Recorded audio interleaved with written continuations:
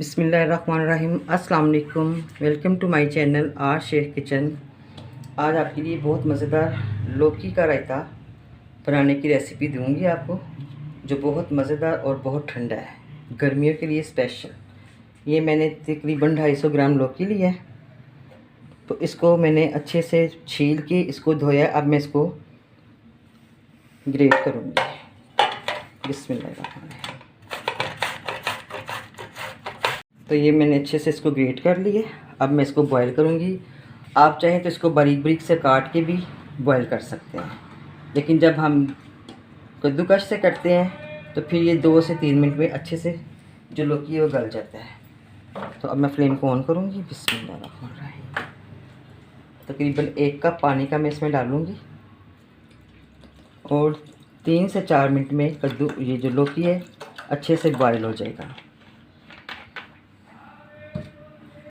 तो ये देखें लौकी अच्छे से सॉफ्ट हो गया।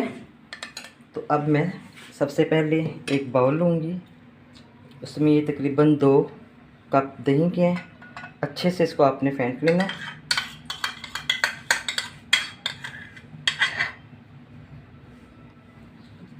बहुत मज़ेदार ठंडी सब्ज़ी, ठंडा रायता। अब मैं इसमें लौकी ऐड करूँगी।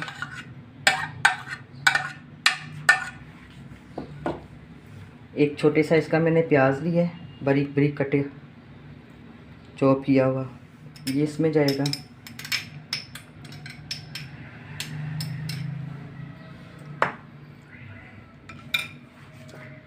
एक हरी मिर्च और 1 टेबलस्पून धनिया, जिसको मैंने बारीक से काट के रखा हुआ है, ये इसमें जाएगा।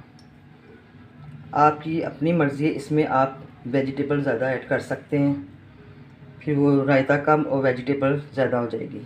ये एक छोटा टमाटर लिया है मैंने कलरफुल करने के लिए, ये इसमें जाएगा। ½ टीस्पून काली मिर्च पाउडर। ज़्यादा मसाले इसमें ऐड नहीं करने। 1 पिंच गरम मसाला पाउडर, ½ टीस्पून ज़ीरा, ½ टीस्पून नमक। नमक आप अपने टेस्ट के मुताबिक ले सकते हैं। अगर आपने इसको स्पाइसी बनाना है तो आप इसमें लाल मिर्चें भी ऐड कर सकते हैं। अब हम इसको मिक्स करेंगे।